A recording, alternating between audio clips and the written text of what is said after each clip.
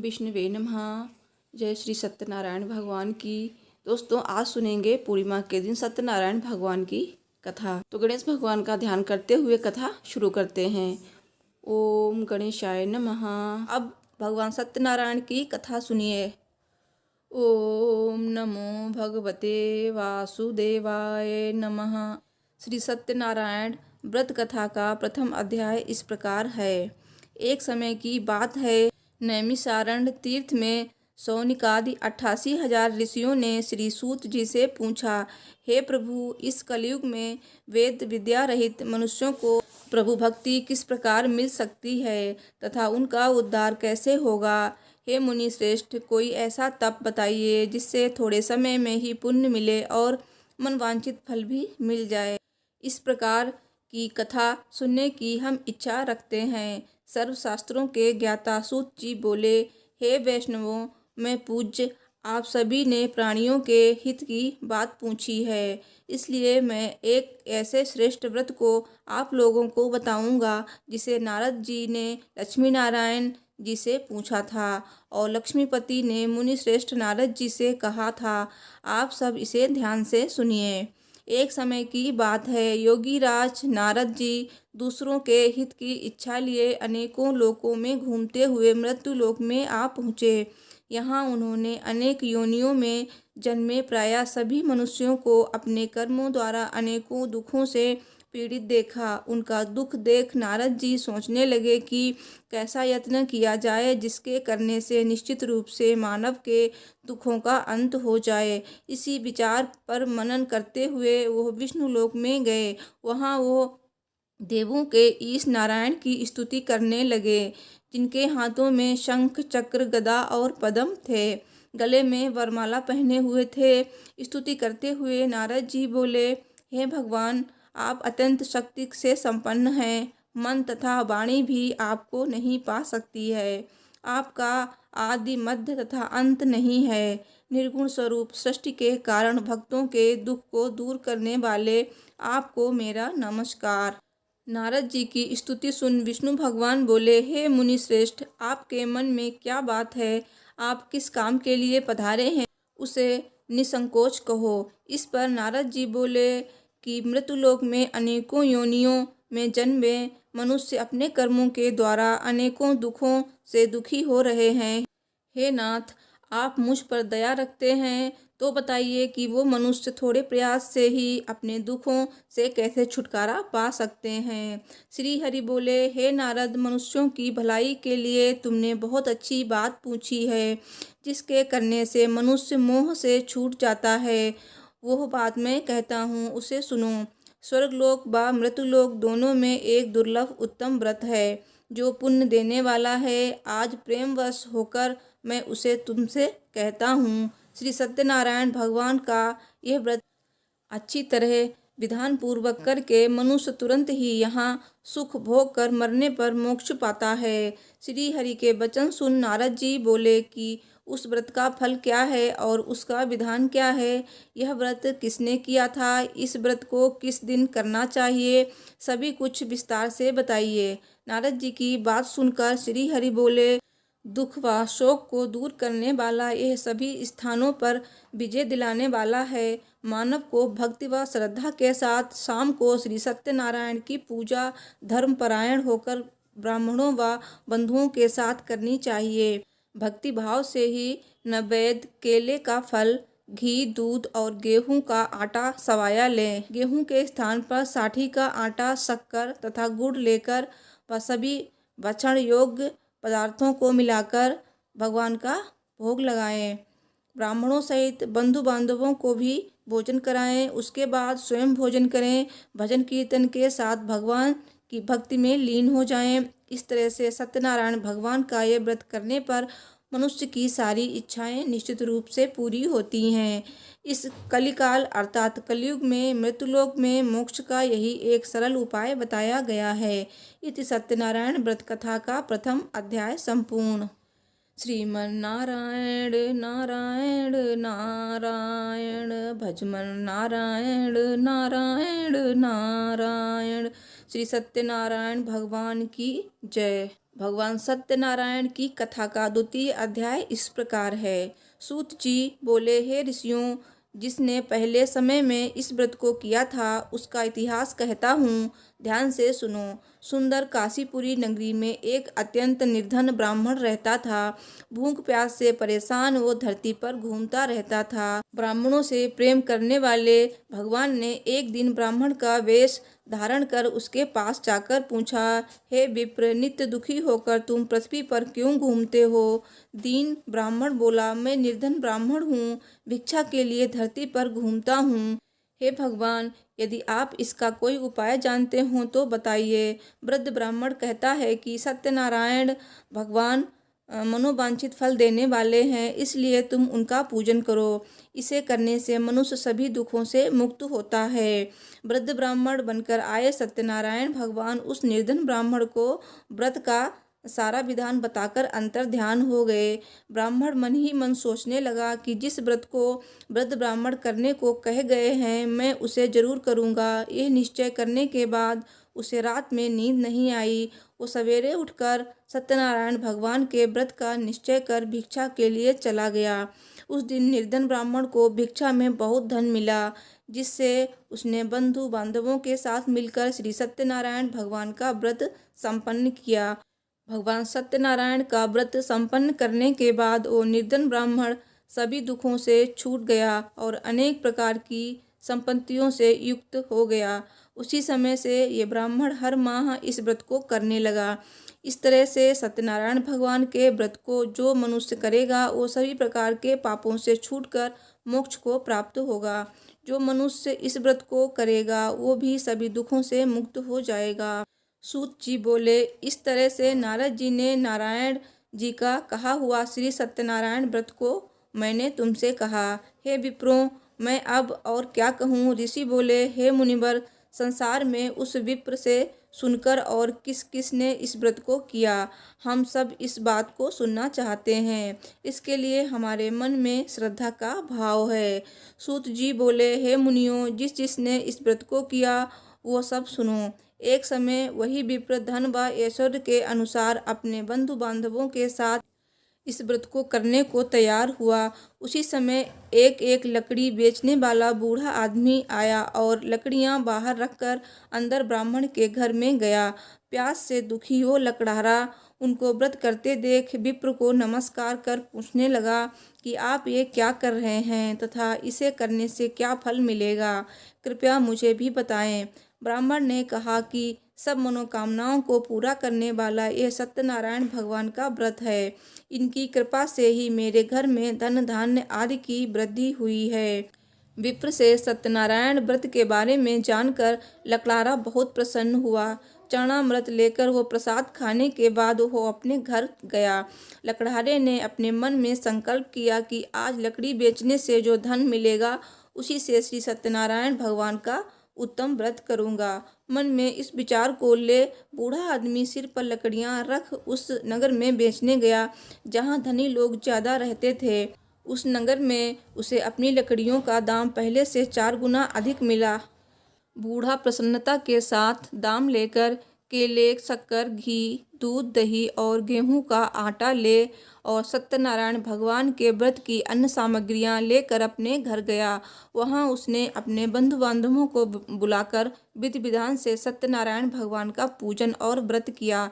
इस व्रत के प्रभाव से वो बूढ़ा लकड़हारा धन पुत्र आदि से युक्त होकर संसार के समस्त सुख भोग अंतकाल में वैकुंठ धाम चला गया। इति श्री सत्यनारायण व्रत कथा का द्वितीय अध्याय संपूर्ण। श्रीमन्नारायण नारायण नारायण, भजमन नारायण नारायण नारायण।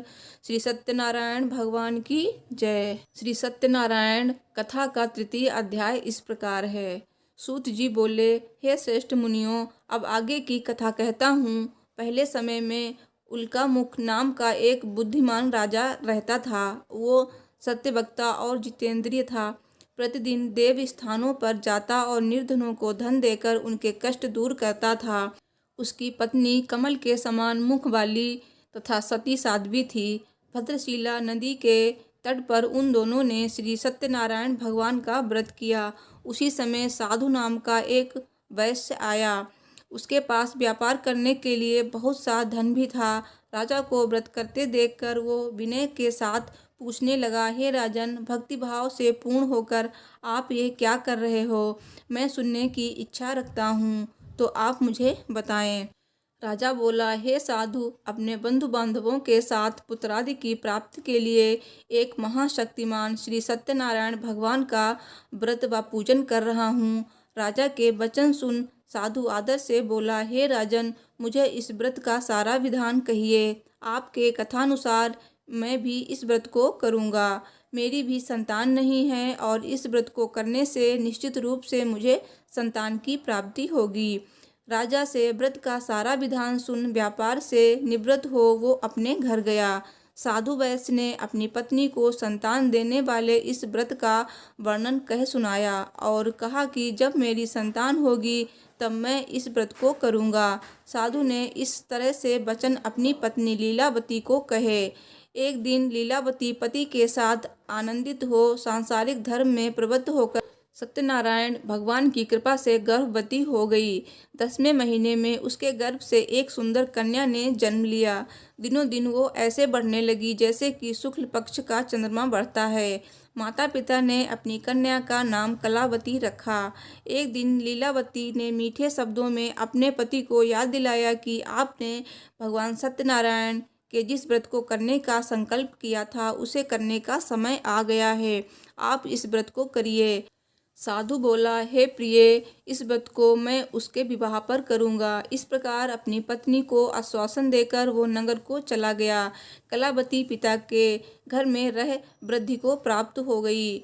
साधु ने एक बार नगर में अपनी कन्या को सखियों के साथ देखा तो तुरंत ही दूत को बुलाया और कहा कि मेरी कन्या के लिए योग्य वर देख कर आओ। साधु की बात सुनकर दूत कंचन नगर में पहुंचा और वहां देखभाल कर लड़की के सुयोग्य वाणिक पुत्र को ले आया। सुयोग्य लड़के को देख साधु ने बंधु बांधवों को बुलाकर अपनी पुत्री का विवाह कर दिया। लेकिन दुर्भाग्य की बात यह है कि साधु ने अभी भी सत्यनारायण भगवान का व्रत नहीं किया। इस पर भी भगवान क्रोधित हो गए और श्राप दिया कि साधु को अत्यधिक दुख मिले। अपने कार्य में कुशल साधु बनिया जमाई को लेकर समुद्र के पास स्थित होकर रत्नासारपुर नगर में गया। वहां जाकर दामाद ससुर दोनों मिलकर चंद्रकेतु राजा के नगर में व्यापार करने लगे। एक दिन भगवान सत्यनारायण की माया से एक चोर राजा का धन चुराकर भाग रहा था। उसने राजा के सिपाहियों को अपना पीछा करते देख चुराया हुआ धन वहां रख दिया जहां साधु अपने जमाई के साथ ठहरा हुआ था। राजा के सिपाहियों ने साधु वैश्य के पास राजा का धन पड़ा देखा तो वो ससुर जमाई दोनों को बांधकर प्रसन्नता से राजा के पास ले गए और कहा कि उन दोनों चोरों को हम पकड़ लाए हैं, आप आगे की कार्रवाई की आज्ञा दें। राजा की आज्ञा से उन दोनों को कठिन कारावास में डाल दिया गया और उनका सारा धन भी उनसे छीन लिया गया। श्री सत्यनारायण भगवान से श्राप से साधु की पत्नी भी बड़ी दुखी हुई। घर में जो धन रखा था उसे चोर चुरा ले गए। शारीरिक तथा मानसिक पीड़ा व भूख प्यास से अति दुखी हो अन्न की चिंता में कलावती ब्राह्मण के घर गई। वहां उसने श्री सत्यनारायण भगवान का व्रत होते देखा, फिर कथा भी सुनी। वो प्रसाद ग्रहण कर वो रात को घर वापस आई। माता ने कलावती से पूछा कि हे पुत्री, अब तक तुम कहाँ थीं? तेरे मन में क्या है? कलावती ने अपनी माता से कहा, हे माता, मैंने एक ब्राह्मण के घर में श्री सत्यनारायण भगवान का व्रत देखा। कन्या के वचन सुन लीलावती भगवान के पूजन की तैयारी करने लगी। लीलावती ने परिवार व बंधुओं सहित श्री सत्यनारायण भगवान का पूजन किया और उनसे वर मांगा कि मेरे पति तथा जमाई शीघ्र घर आ जाएं। साथ ही ये भी प्रार्थना की कि हम सबका अपराध क्षमा करें।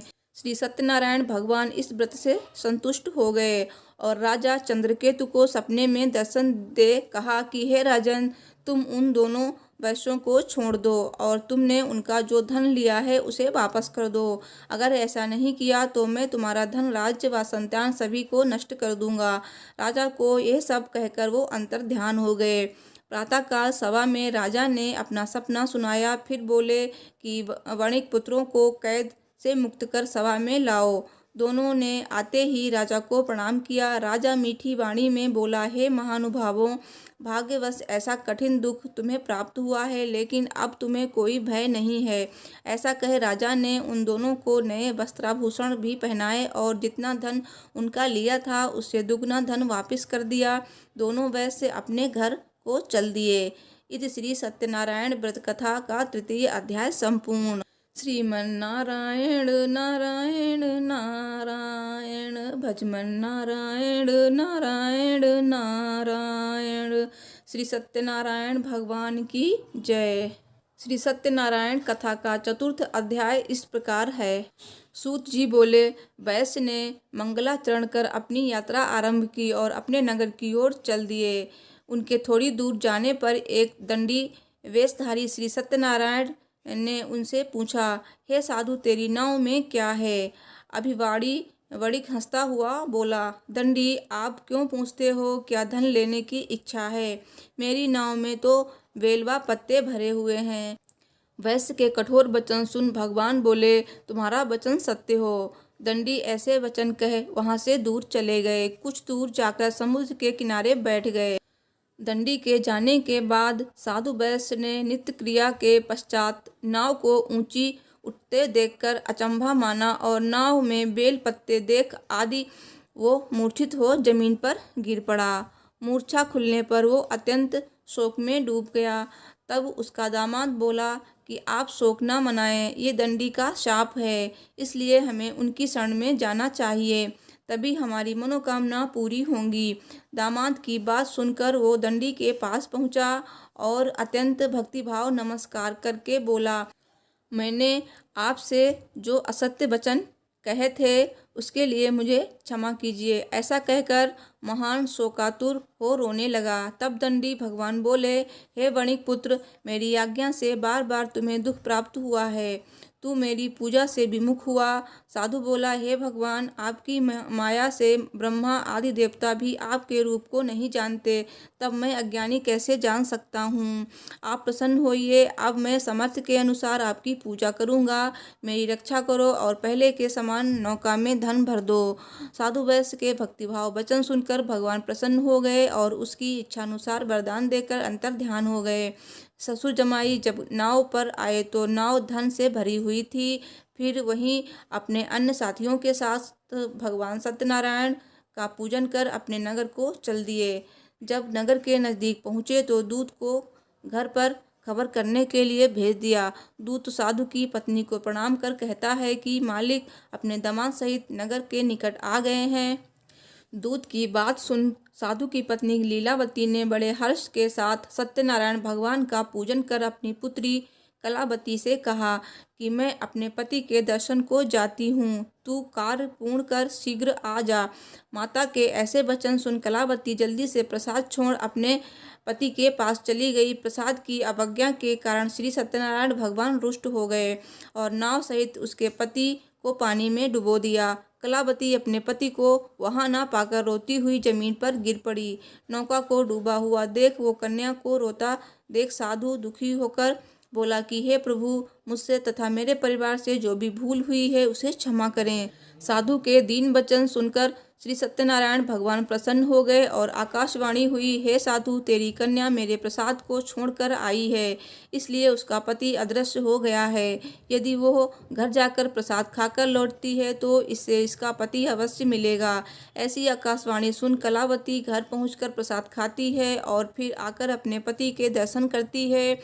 उसके बाद साधु अपने बंधु बांधवों सहित श्री सत्यनारायण भगवान का विधि विधान से पूजन करता है। इस लोक का सुख भोग कर वो अंत में स्वर्गलोक को प्राप्त करता है। इति श्री सत्यनारायण व्रत कथा का चतुर्थ अध्याय संपूर्ण। श्रीमन्नारायण नारायण नारायण, भजमन नारायण नारायण नारायण। श्री सत्यनारायण भगवान की जय। श्री सत्यनारायण कथा का पंचम अध्याय इस प्रकार है। सूत जी बोले, हे ऋषियों, मैं और भी एक कथा सुनाता हूँ, उसे भी ध्यानपूर्वक सुनो। प्रजापालन में लीन तुंगध्वज नाम का एक राजा था। उसने भी भगवान का प्रसाद त्याग कर बहुत ही दुख सहन किया। एक बार वन में जाकर वन्य पशुओं को मारकर वो बड़ पेड़ के नीचे आया। वहां उसने ग्वालों को भक्तिभाव से अपने बांधवों सहित सत्यनारायण भगवान का पूजन करते देखा। अभिमानवश राजा ने उन्हें देखकर भी पूजा स्थान में नहीं गया और न ही उसने भगवान को नमस्कार किया। ग्वालों ने राजा को प्रसाद दिया, लेकिन उसने वो प्रसाद भी नहीं खाया। प्रसाद को वहीं छोड़कर वो अपने नगर को चला गया। जब वो नगर में पहुंचा तो वहां सब कुछ तहस नहस हुआ पाया, तो शीघ्र ही समझ गया कि ये सब भगवान ने ही किया है। वो दोबारा ग्वालों के पास पहुंचा और वहां विधि पूर्वक पूजा करके प्रसाद खाया और श्री सत्यनारायण भगवान की कृपा से सब कुछ पहले जैसा हो गया। दीर्घ काल तक सुख भोगने के बाद मरणोपरांत उसे स्वर्गलोक की प्राप्ति हुई। जो मनुष्य परम दुर्लभ इस व्रत को करेगा तो भगवान सत्यनारायण की अनुकंपा से उसे धन धान्य की प्राप्ति होगी। निर्धन धनी हो जाता है और भय मुक्त होकर जीवन जीता है। संतानहीन मनुष्य को संतान सुख मिलता है और सारे मनोरथ पूर्ण होने पर मानव अंतकाल में वैकुंठ धाम को जाता है। सूत जी बोले, जिन्होंने पहले इस व्रत को किया है, अब उनके दूसरे जन्म की कथा कहता हूँ। वृद्ध सतानंद ब्राह्मण ने सुदामा का जन्म लेकर मोक्ष की प्राप्ति की। लकड़हारे ने अन्य जन्म में निषाद बनकर मोक्ष को प्राप्त किया। उल्कामुख नाम का राजा दशरथ होकर वैकुंठ को गए। साधु नाम के वैश्य ने मोरध्वज बनकर अपने पुत्र को आरे से चीरकर मोक्ष पाया। महाराज तुंगध्वज ने स्वयंभू होकर भगवान में भक्ति युक्त हो कर्म कर मोक्ष पाया। इत श्री सत्यनारायण व्रत कथा का 5वां अध्याय संपूर्ण। श्रीमन नारायण नारायण नारायण भजमन नारायण नारायण नारायण। श्री सत्यनारायण भगवान की जय। तो ये है भगवान श्री सत्यनारायण की कथा। इसे सुनने से आपके सारे मनोरथ पूर्ण होंगे। तो इसके बाद आपको भगवान गणेश जी की आरती पढ़नी है, साथ ही आपको भगवान सत्यनारायण जी की आरती करनी है, जो इस प्रकार है। ओम जय लक्ष्मी रमणा स्वामी, जय लक्ष्मी रमणा सत्यनारायण स्वामी, जनपातक हरना। ओम जय लक्ष्मी रमणा। रत्न जटित सिंहासन अद्भुत छवि राजे, नारद करत निराजन घंटा ध्वनि बाजे। ओम जय लक्ष्मी रमणा स्वामी, जय लक्ष्मी रमणा। प्रकट भये कली कारण दुज को दर्श दियो, बूढ़ो ब्राह्मण बनकर कंचन महल कियो। ओम जय लक्ष्मी रमणा स्वामी, जय लक्ष्मी रमणा। दुर्बल भील कठोरो जिन पर कृपा करी, चंद्रचूड़ एक राजा तिनकी विपत्ति हरी। ओम जय लक्ष्मी रमणा स्वामी, जय लक्ष्मी रमणा।